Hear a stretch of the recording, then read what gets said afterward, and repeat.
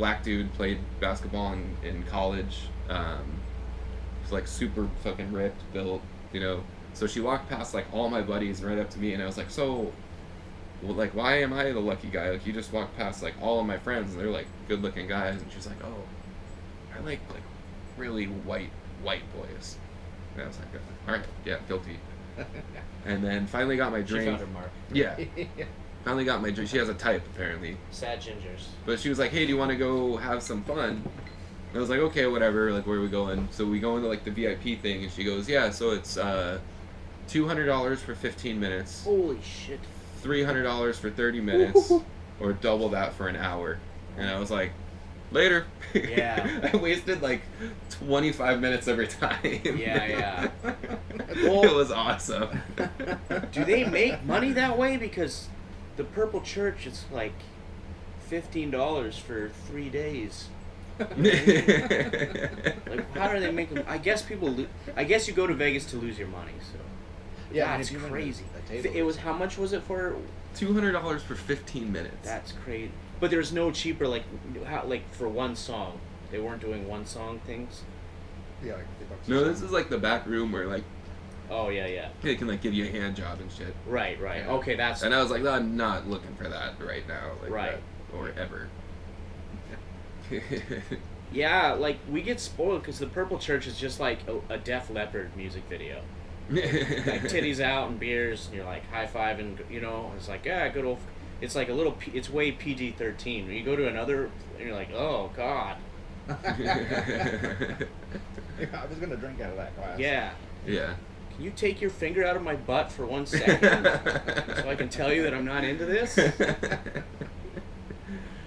Yeah. So at that point, it was like 4 a.m, and I just like stumbled out front. I didn't even say bye to my buddies or tell them I was leaving. I just fucking stumbled out front. I was standing there, Vegas and then shop. like there's usually like a bunch of dudes in suits out front of like Vegas strip clubs, you know, late at night. And one guy came up. He's like, "Hey, dude, are you all right?" I was like, "Yeah, I'm good. I'm just waiting for a cab." He's like, "Oh, why didn't you fucking tell us?" Hey, and like this cab just like pulled right up, hopped in. It was like $8 to get back to the hotel, and then I fucking face planted on the bed. I didn't even see Berto on the bed. So he paid $100. The room was $200. He paid $100, and then me and Justin paid $50 each because we were gonna share a bed. Berto was gonna get his own bed. And I guess I just like face planted and like fell on top of him. He's like, "Dude, what the fuck, man?" I was like, "Oh shit, yeah, that one's my bed. My bad." Where's he? He took today off, like planned it in advance because he Okay. thought he was gonna stay Sunday He's night got too. like severe alcohol poisoning. No, he's fine. He actually texted our manager saying like, "Hey, can I come in tomorrow? I know I like scheduled PTO, but can I just come in and like work?" Cause I'm Yeah. But yeah, we left at like 8 a.m. Today? It's Sunday. Okay. Yeah. Yeah. So that was nothing too crazy. No, that sounded fun. How much money do you think you wasted all total? Or do you Not want that to- much because Yeah, I you seem like you won did like okay. 130, 140, Right. 120, something like that on the craps table. Yeah, you seem like you didn't do that bad. And then I mean I was just grabbing like beers at the bar here and there, but that was the only gambling I did. So That's cool. yeah.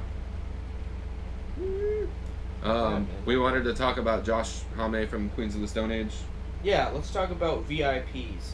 All right. Yes, I mean, speaking of Vegas, like I feel like there could be like, there's probably like a VIP section of Walmart. Yeah, and there can be. It's fine if you work and you make a lot of money, and that's how you identify, and you want to be in a special area. And I get it. If you make enough money and you're like in your 40s or whatever, you don't want like some John Andy type guy elbowing you in the face Yeah. because he like believes in Gigi Allen Yeah. and he wants to puke on you. Like I get it. You want to enjoy what you came to enjoy, but in an insular, more comfortable thing. That's first class. I get it.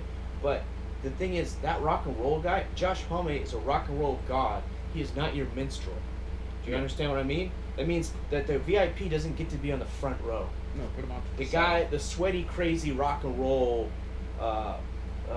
acolytes get to be at the front row. Yep. You are off to the side, drinking your spritzer or whatever you're drinking. Goddamn yuppie. You don't get to be in the front row, and Josh Homme does not get to fucking dance and play music for the rich people. All right, that's disgusting. So that's Yeah. awesome what he did. Yeah. To fill our followers in, Josh Homme was playing it was in Spain, it was in Madrid or Barcelona. I forget the name of the festival, the Hangout Festival or something like that. I can't remember. I forget the I name, didn't but remember any of this. in a nutshell, he went to start playing and he said, "Hey, security, move this fucking barricade, let the whole crowd get up here to the front of the stage where they want to be. Like, eliminate this VIP section. I'm not fucking playing unless you do that." And I luckily, But I mean, because it's also insulting to him. yeah. You know how many stupid Instagram, like, two rich girls, like, doing a selfie where he's standing behind, like, and there'll be one thing where he, like, awkwardly looks down, like, what, because it's all, oh, what a mess. That's just garbage. Just garbage thinking. Yeah. Yeah. So look, I guess security just pulled the barricade and everyone flooded up. I think that'd be awesome if you have like all these rich fucks from like fucking Dubai, like, oh, Look, man, you put on your cloaks and your masks and have your eyes wide shut parties in the comfort of your own mansions. You don't get to bring it out on. We're the consumers. Yeah. We're the reason that you can have your weird parties. Yeah. All right, so you don't get to dictate the culture. We dictate. We're the ones culture. you exploit. Yeah. You exploit us, but we dictate the culture. You don't get to make decisions like that. So, I yeah. liked like right when the tech bubble it had like kind of boomed and they were infiltrating San Francisco, and I guess there's this like not historic but this dive bar, that's like not in the best neck of the woods in San Francisco. I forget what it's called. Molotov's cocktails? I honestly don't remember what it's called, but I guess some dude came in wearing like Google Glass. And this is like your like feet stick to the fucking floor because Dive beer's bar, been yeah. spilled for like 3 decades, and everyone in the bar was like, "You better take those fucking off before I fucking shatter them into your orbital." How long ago was this? Because I went up there, and it was all tech weirdos. That was like 4 or 5 years ago. Oh yeah, it's bad now. We went to this bar where I'm sort of doing the Magnum PI hipster thing, like I'm doing the Hawaiian shirt, veteran with that camo hat, and the bartender is doing like a glam rocker who worked in a coal mine in the 1800s kind of look, you know what I mean? And me and him are the only two guys. Everyone else is like the weird, like Borg, like gray shirt and black pants, like tough guy. Like, San Francisco? this is not the San Francisco I'd heard about. Yeah. This is like all techies. Happen to hate Nashville. Yeah. Or I had this theory that the hipsters there are so hipster that they sort of condensed into a Black Star vacuum where there is no hipsterdom anymore. Probably. Like they're just wearing plain clothes because they've been so far into it that there's nothing now. They're all like fuzzies. They've exploited all the different cool cultures and now it's just blackness. Or they moved up to Portland. Yeah, I don't know. I don't know. Everybody I knew moved to Oakland or Portland. because- Right. There's a lot more Yeah. going on in Oakland. Well, yeah, that and it's cheaper. Like since all the prices and shit. like, Right. I heard you can It's get gentrification. Yeah, the sandwich is like $50. I'm like, what? Like on Lower Haight, like this place that's been there forever. Super bad. Yeah, I used to get a sandwich for like $6. Now it's like $26 for a sandwich. I'm like, that shithole.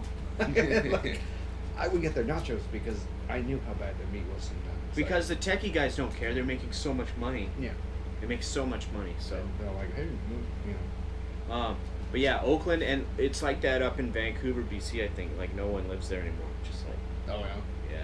yeah, it's gross, man. Whatever.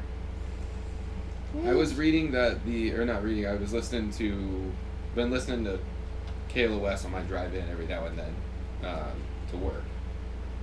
You're right, it's a 15-minute drive, so I don't get like a full, but they were talking about the median house is like 1.5 million in Right. San Francisco. Yeah. That's the median. You're like so outdated. It's like. And like Nice big fire the is income, I think like the income for your average person has not gone up, but the house prices have gone up. Yeah. Oh yeah. You know. Well, it's because all the techies are coming in. They have so much fucking cash.